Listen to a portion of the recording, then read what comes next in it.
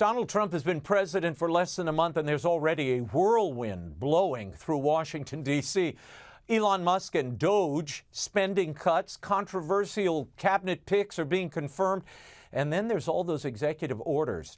For more on this and analysis, we're joined by political commentator and senior political editor at The Blaze, Chris Bedford. Chris, thanks for being here. I want to get your take on this. I mean, we saw just in the last couple of days, President Trump's cabinet picks were confirmed at a very quick pace, faster than expected. On February 12th, Tulsi Gabbard was confirmed by the Senate, sworn in as National Director of National Intelligence. On Thursday, Health and Human Services, the new director, Robert Kennedy Jr., was confirmed. These were nominees, each of them were former Democrats. How have these controversial nominees managed to, A, win over the GOP, Chris, and B, what does it say about Trump's popularity, the speed with which they were confirmed? Oh, it says everything about his popularity. The Democrats are not in control anymore, obviously. They've lost the majority. Thanks to Harry Reid, they can't just hold things up anymore. The old Senate tactics they had available previously, even in the minority, have been wiped away by their own hand. So now what Donald Trump had to win over was Republicans. And the U.S. Senate, more than the party base, more than House of Representatives, more than anywhere really but the deep state, is a holdout of anti-Trump Republicanism. You've got the neoconservatism still lives large.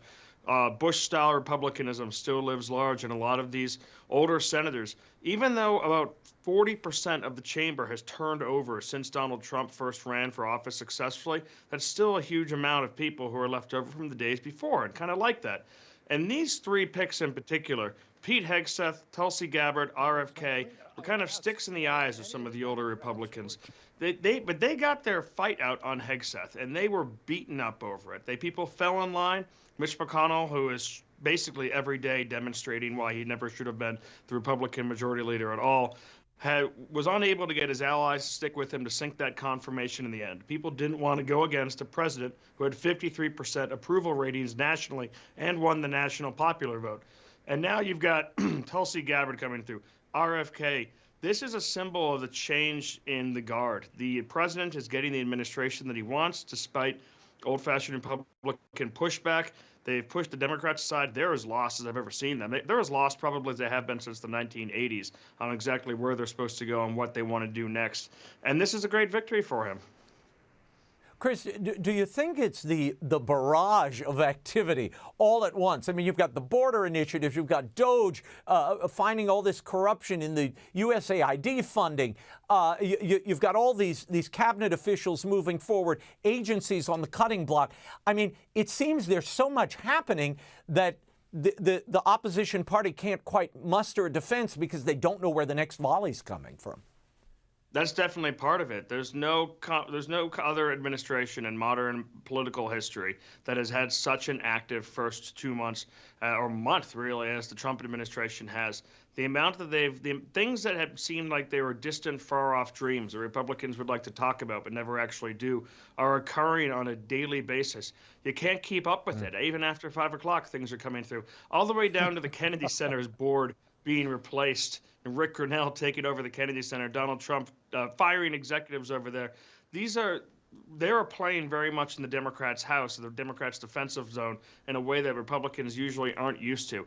But at the same time, there's also been a real social media backlash. These senators who came out and thought that it was just like the olden times where they could do what they wanted and they could get their own agenda across despite what the American people had voted for, heard loud and clear over Pete Hegseth's confirmation in particular. And I think that put a large part into stepping them in line. Also, the Trump administration brought in a much more expert team this time. They were prepared for battle. There was a lot of hardened veterans, people from the first administration.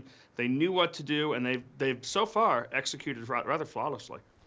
Well, and sending these young hackers to all the agencies. Elon Musk was brilliant to suggest that because they sort of tapped into the root systems rather. I mean, normally, look, you and I know people from the Reagan administration, even during the Clinton administration, they tried to find government waste and bring it under control. But they did that by interviewing bureaucrats, and that went on for months and months. These people didn't play that game at all. They just went to the data and figured it out themselves. The New York Post is now reporting the Department of Health and Human Services from 2020 2020 to 2024 spent, and I mentioned this earlier with Tom Homan, more than $22 billion on grants for migrants and migration programs, including, Chris, cars for migrants, small business loans for them. Your thoughts on this? And, of course, many Catholic NGOs and charities are tied to this money. They're in a lather over the cuts. And they've been corrupted by the emperor's coin here. This is something that has actually really hurt, I think, the credibility of some of these Catholic charities. Not the local ones, not the local branches that you find in your parish, in your city, but some of the ones that operate at a national and international level. Their priorities have been shifted by where the government money is.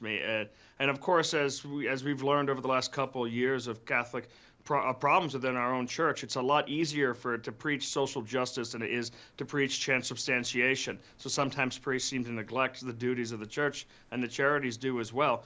But this is something that has existed in the United States for decades, and it really ballooned, it mushroomed under President Barack Obama. This system of using the deep state and suing private companies and taking that money and giving it out to left-wing activist groups and giving out these massive loans to left-wing activist groups. It turns out that this huge ecosystem of left-wing nonprofits and anti-Christian, anti-Catholic nonprofits, anti-American sovereignty nonprofits are funded by us, the taxpayer. It's not some kind of massive grassroots effort. If it seems like you don't know who is actually behind this, it's because it's so hidden inside of the federal government. And it's being rooted out now. It's a big win for just trying to restore political activism to us, the people. And if we want to go left or right, that's fine, but it's not up to the government. Chris, we are seeing the courts in a rather major way freeze or push back so many of President Trump's executive orders, whether that be civil servants, being offered retirement, or other actions that he's attempting here. How major are these judicial oversights and rulings? And is this going to be, I mean, you wrote a recent column about this, about lawfare. Is this going to be the resistance in the Trump administration from the courts? This is how they're trying to do it, and I think it's going to take the Supreme Court stepping in. John Roberts, Chief Justice, is worried. One, he generally is favorable toward executive power. Two, he's really careful about the court's reputation and its power and its place within the constitutional system that we have. And he's looking at these district judges who are issuing lawless, essential orders that tell the president he's not allowed to, like in the case of Manhattan judge, that his political appointees are not allowed to have access to information in the departments that they control. Those sorts of things are just blatant breakdowns of the separation of power, and it can't be allowed to continue.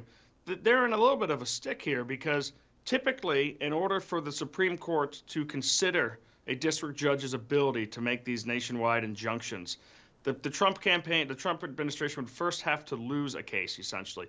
The Supreme Court would have to decide, all right, this lower court's decision was correct, this is wrong. However, and this is the second part, they never had any right to issue a national injunction. You only have a right to issue injunctions in regards to the plaintiffs who are actually listed in your case. Now this is established law, so these judges are going above and beyond. They're interpreting it their own way, and I do think that because of Roberts' love of the court and hope that he wants to avoid any kind of a crisis or showdown, he's going to try and make that happen sooner than later. Chris Bedford, we will leave it there. Thank you for being here. Thank you.